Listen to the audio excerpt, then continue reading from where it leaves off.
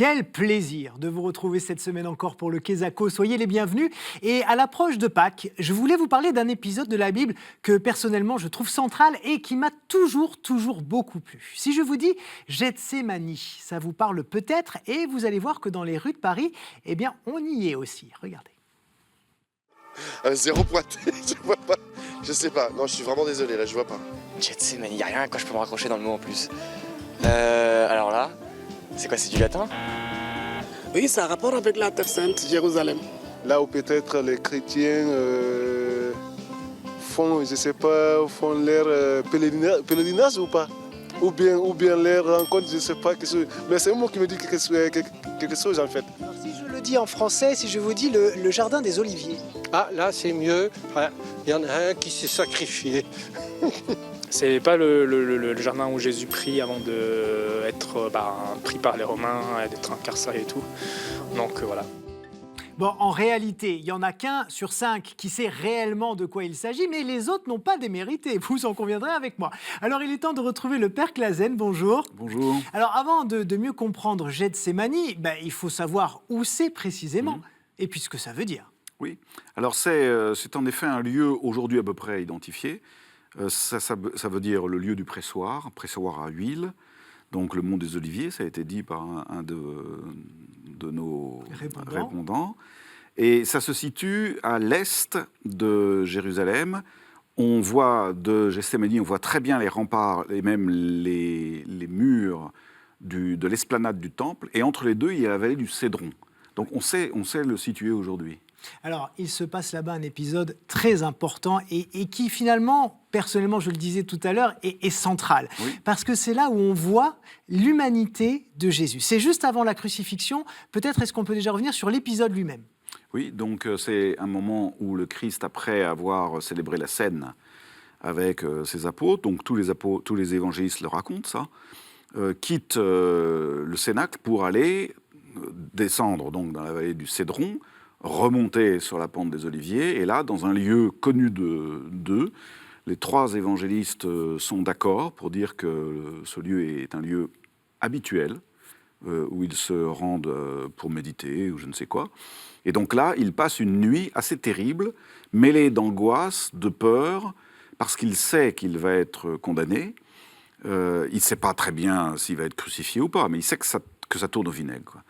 Et c'est ça qui est important, parce qu'en fait, on dépeint toujours Jésus, et à raison, comme quelqu'un d'un peu héroïque, qui se sacrifie, qui a conscience et qui se sacrifie pour tout le monde. Mais là, on touche à son humanité, on voit qu'il a peur, incroyable de se dire que Jésus a peur, il pleure, incroyable, et il demande aussi, mais Père, qu'est-ce que j'ai fait, en fait, pour mériter ça?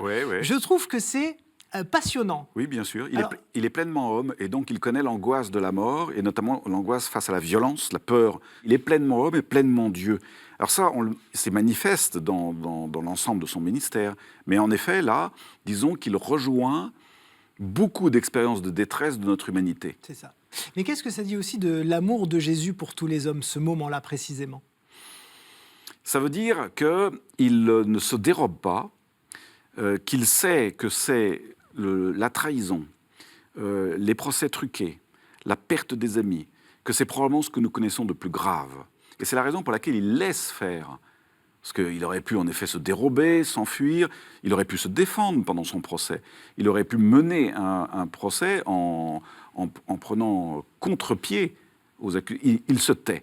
Donc il laisse faire parce que, me semble-t-il, il sait bien que ce regroupement, ce faisceau de lâcheté, ce rassemblement de haine, c'est le lot de beaucoup d'entre nous. Et il dit aussi que soit faite non pas ma volonté, mais la tienne. Oui. Là, il a compris quelque chose d'important, en fait. Il a compris que Dieu avait un plan. Alors, depuis le début, mais là, il peut vaciller. Ouais. Depuis le début, il sait qu'il est dans l'obéissance du Père. Depuis le début, c'est pas la passion où il obéit au Père, mais depuis qu'il naît, si j'ose dire, il obéit à un projet de restauration du genre humain, un projet de rédemption. Mais là, il y a de quoi vaciller, quoi. Ouais. Alors, autant nous, par exemple, il faut que nous nous convertissions à la volonté du Père, autant lui, il fait juste que s'y conformer. Il n'a pas besoin d'être converti à la volonté du Père, l'habite complètement depuis tout le temps. Mais là, il va falloir qu'il s'y conforme radicalement, alors que nous aurions à nous y convertir, parce que nous avons d'autres projets. Ouais. Voilà, Et dans ce jardin, donc, il y a effectivement cette nuit horrible qu'on appelle d'ailleurs l'agonie de Oui, Jésus, hein, oui. donc c'est quand même le mot est fort. Oui. Et puis c'est le moment aussi où il est trahi. Oui, il est trahi, il est vendu par les siens, enfin c'est par un des siens. Agonie, ça veut dire combat en grec, c'est-à-dire il connaît un véritable combat intérieur. C'est d'ailleurs singulier de comparer les 4 évangélistes. Dans les 3 dits synoptiques, Matthieu, Marc et Luc, on le voit prier à plusieurs reprises et angoisser littéralement, ce qui n'est pas le cas avec Jean. Ah, qu'est-ce Jean, qu'il dit, Jean ? Et Jean, il n'y a pas ni prière ni angoisse. C'est là où il y a la colère de Pierre qui tire l'épée. D'accord. Dans Jean, ça va beaucoup plus vite, cette période à Gethsémani. C'est assez curieux. Mais c'est parce que Jean développe beaucoup la scène qui est avant. Curieusement, Jean n'insiste pas tellement sur l'agonie, mais sur la trahison. Ouais. Bon, Beaucoup plus. Et la suite, eh bien, chers amis, je vous propose de la découvrir la semaine prochaine, puisque nous découvrirons le mot sauveur. Merci beaucoup, Père Clasen, et merci à vous de nous avoir suivis. Passez une très belle semaine. À très vite. Ciao.